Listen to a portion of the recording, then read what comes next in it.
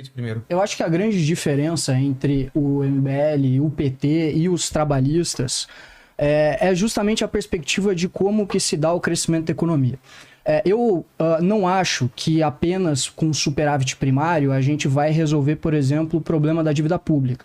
Não à toa a gente fez superávit primário desde 94, se eu não me engano, 91 até 2014, e a gente não resolveu o problema da dívida pública. Eu acho, inclusive, que nesse período ela até deu uma subida. Isso é interessante, hein?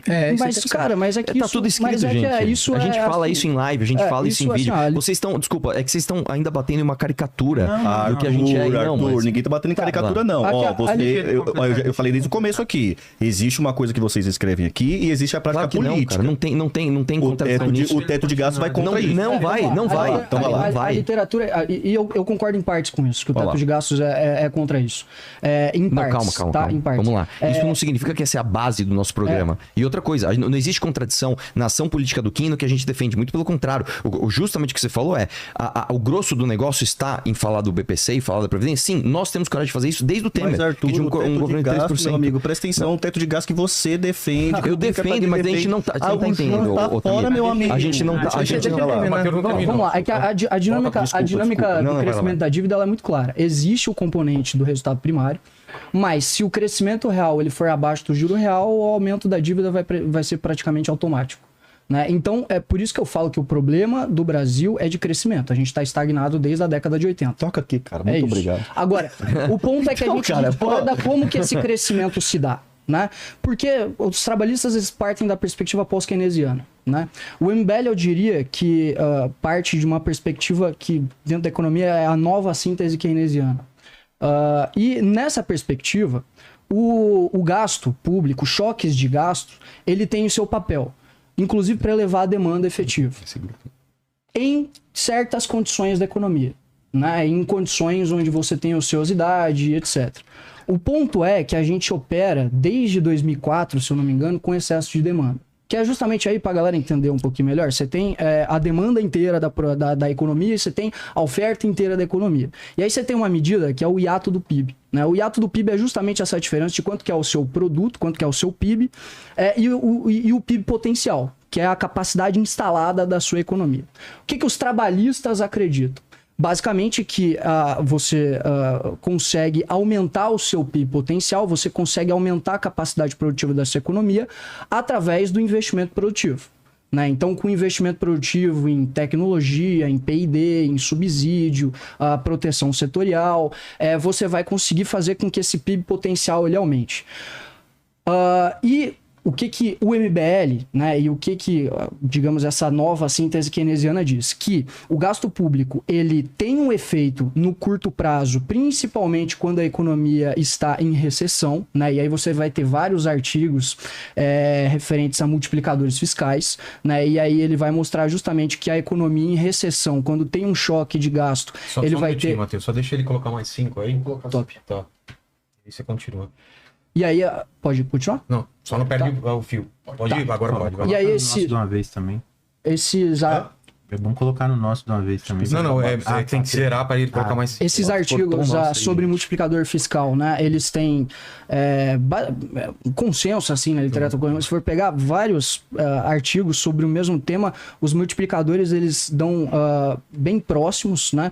E quando a economia está em recessão, você vai ter, né, um impacto ali do choque governamental em praticamente todos os agregados macro, né? Em produto, você vai ter em emprego, você vai ter em investimento privado, em consumo privado, em basicamente todos os agregados macro você vai ter um resultado quando você tem um choque governamental em recessão. O problema é que quando a economia está com o seu PIB operando próximo do PIB potencial ainda acima, que no caso é com o hiato do PIB positivo, o multiplicador fiscal ele desaparece, ele é zero ou negativo. No caso do investimento privado, por exemplo, ele é negativo, né? E é claro que isso tipo, você tem que pegar as condições da economia, né? Esses artigos eles foram feitos com economias da OCDE, né? O artigo que eu estou citando aqui que é o do Auerbach Godchenko, é um puta nome estranho lá, então provavelmente eu pronunciei errado, mas é um artigo bem clássico sobre esse tema de multiplicadores fiscais, e ele mostra justamente isso, né? A economia com esses multiplicadores fiscais, mas quando está em expansão, você não tem esse resultado. Então, e aí você vai ter vários outros artigos do Banco Mundial e etc., que eles mostram o quê? Que quando você tem, por exemplo, uma taxa, você sobe a taxa de investimento no Brasil, com investimento público, você vai ter um aumento do PIB potencial que é X. Quando você tem um aumento da PTF, você vai ter um aumento do PIB potencial muito maior. Tem um artigo do Banco Mundial que mostra exatamente isso, né? Se você voltar à taxa de investimento que a gente tinha na década de 70, a gente teria um aumento do PIB potencial no curto prazo de 2%, se não me engano, que no longo prazo se reduziria para 1% por conta dos rendimentos decrescentes do capital, né? Porque tem um limite onde você consegue crescer com acúmulo de capital. Agora, quando você tem um aumento de 2,5% na PTF, você teria então um aumento do PIB potencial de 4,4% que se manteria eternamente, porque você vai estar realmente mexendo ali na estrutura produtiva da sociedade. Um outro artigo do Fernando Veloso sobre produtividade brasileira também, ele fala que se a gente transportasse os trabalhadores para a composição setorial que a gente tem, por exemplo, nos Estados Unidos, né? Ou seja, a composição setorial é, por exemplo, você tem 30% do seu PIB de indústria, 60% de serviço e 10%... não, é isso, 60 de serviço e 10 de agro ali. A composição setorial é isso, é o quanto da sua economia é de cada setor. Se a gente tivesse uma transposição dos trabalhadores para a composição setorial dos Estados Unidos, a gente teria um aumento do produto de 70%, se não me engano, um negócio assim. Mas se você mantivesse a mesma composição setorial com o nível de produtividade do trabalho dos setores dos Estados Unidos, você teria então um aumento de 440%. O que isso mostra? 440% do PIB do produto. Né? Isso mostra da produtividade do trabalho. Eu dei o dado errado, tá? É 70% da produtividade do trabalho antes e 440% da produtividade do trabalho aumentando a produtividade em cada setor.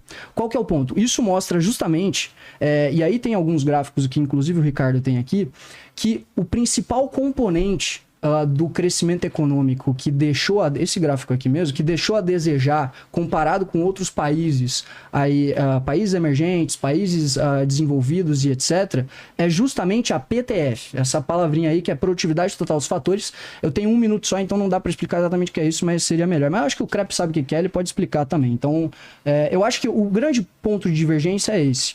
O pós-keynesiano, ele vai ter essa ideia de que a economia ela vai crescer com investimento, meio que ad eternum ali, porque você tem tipo um super multiplicador. E a gente não. A gente acha que a economia vai crescer pelo lado da oferta, né? E aí, inclusive, isso é um debate clássico aí da economia de muito tempo, né? E é basicamente isso. Eu acho que eu daria pra... Caramba, só isso? Então é basicamente isso, tá bom. Só um minutinho. Eleven. O pessoal tá te chamando de Eleven, tá ligado, né, Matheus? Todo mundo agora é Eleven. Todo mundo tá de cabeça raspada Eleven. Se quiser colocar mais no nosso, porque ele falou 4,30, coloca mais 4,30 no nosso, fica igual. Então, mas é que tem que zerar aqui primeiro. Não, só para colocar ali. Tá. Não, porque, de fato, acho que existe esse debate econômico e, na verdade, alguns pontos para colocar aqui. Primeira questão, de fato, existe essa discussão sobre o hiato do produto, né? Que é a diferença entre a capacidade que a sua economia tem, né? O PIB potencial e o PIB real.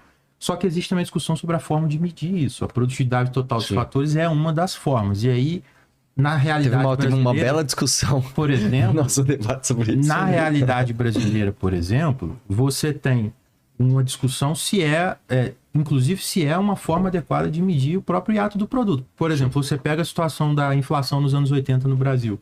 Se você mede a produtividade total pela produtividade total dos fatores, o hiato do produto nos anos 80 no Brasil, você tem uma situação em que você tem uma crise inflacionária muito forte, ao mesmo tempo em que você tem um hiato negativo durante todo o período dos anos 80, que significa a economia operando abaixo da capacidade.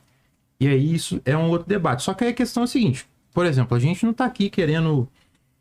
Só um pequeno complemento, exatamente esse entendimento que está contido aqui quando a gente fala do PTF. E aí a questão é o seguinte, por exemplo, a gente joga esse debate, você falou da nova síntese keynesiana. Esse é o paradigma que guia o modelo econômico brasileiro que está colocado. Então, assim, nesse sentido, não há diferença no que vocês estão defendendo em relação ao modelo que está colocado desde os anos 90.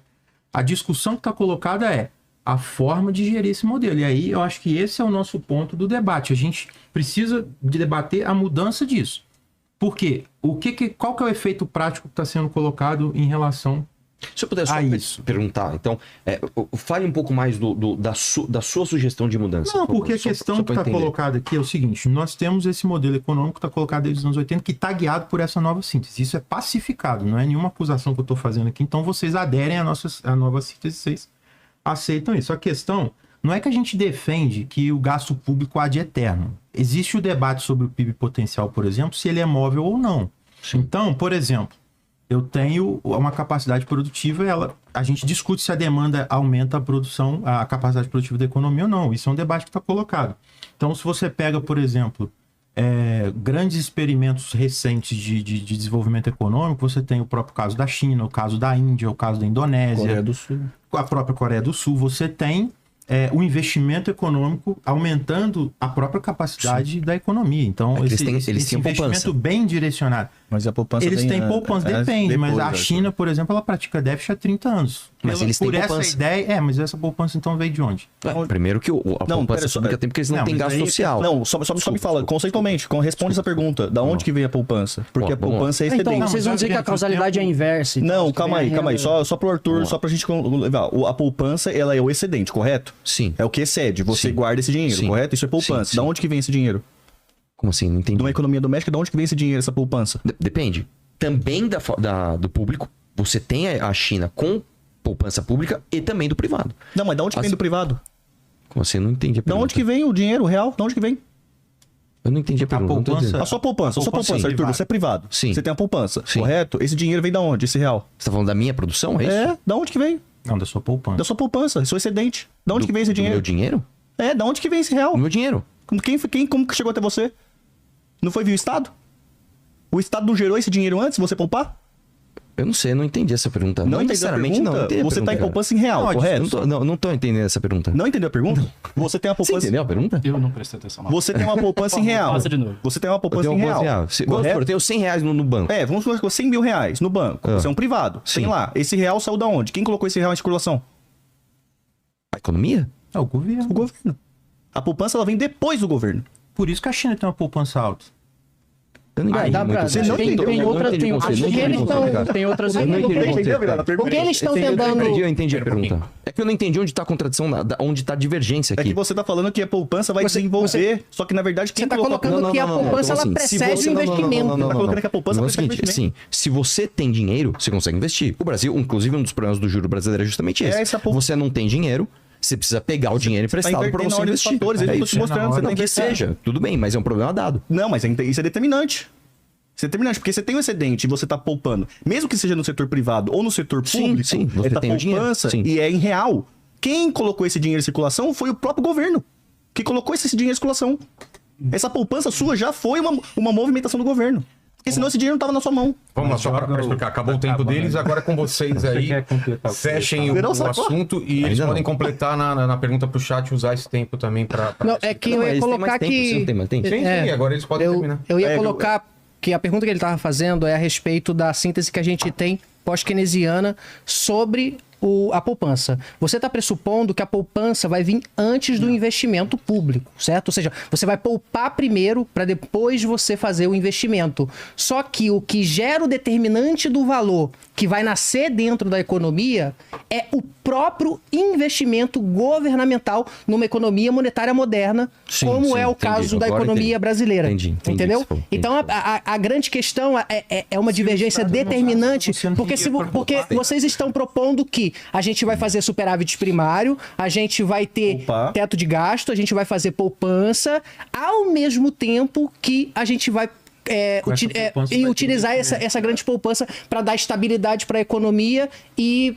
fazer investimento num processo massivo de industrialização no Nordeste, por exemplo, né? Vocês defendem transformar a Zona Franca de Manaus em um polo farmacêutico, né? De produção de farmácia. Então, assim, para poder fazer isso, vocês não vão conseguir... Inclusive, vocês mesmos colocam no livro que toda tentativa de geração de poupança, ela acabou degrigolando no Brasil. Sim. Justamente porque ela não é eficiente. A poupança que a China possui, ela foi precedida pelo investimento público na China. E não o contrário, entendeu? Ela veio depois, ela não veio antes. Não foi como se do nada começaram a poupar. A China era extremamente pobre e do nada, não, vamos guardar dinheiro que a gente vai desenvolver esse país. Não, na verdade ela é extremamente pobre. Eles fizeram uma reforma agrária, por exemplo. Sim. Eles radicalizaram, né, a produtividade quando começaram um projeto massivo de infraestrutura, que ali... Isso eu tô falando antes mesmo da virada do Deng Xiaoping, tá? Sim. Tô falando ali com o Mao Zedong, né? Então, essa poupança foi sendo gerada na medida em que a produtividade da China foi aumentando com a complexidade dos seus fatores de produção. Sim, entendeu? Concordamos nisso. Então, esse é o ponto. Então mas nós concordamos nisso. Não, então como é que você está dizendo que a poupança ela precede o investimento? Aí você está sendo contrário. Você está sendo contrário do que você acabou de defender. Inclusive. Entendeu? É que assim, essa... Matheus. Tá. Que a gente não tem mais tempo. Deixa que eu queria fechar. Olha, eu não ligo se eles tiverem que fazer algum complemento, não. A gente vai ter o segundo bloco, eles podem usar isso. Eu só acho que a questão que ele colocou... Terceiro? A grande questão que eu acho que a gente tinha que fechar aqui, que eu acho que era o mais importante, não é que a gente defende o investimento ad eterno. Eu acho que a gente defende que a principal discussão é a qualidade do gasto e não necessariamente você ter um teto ou não para você forçar esse superávit, até porque todas as vezes que a gente teve essa iniciativa de teto e essa questão mais restritiva, a gente teve efeito econômico muito sério.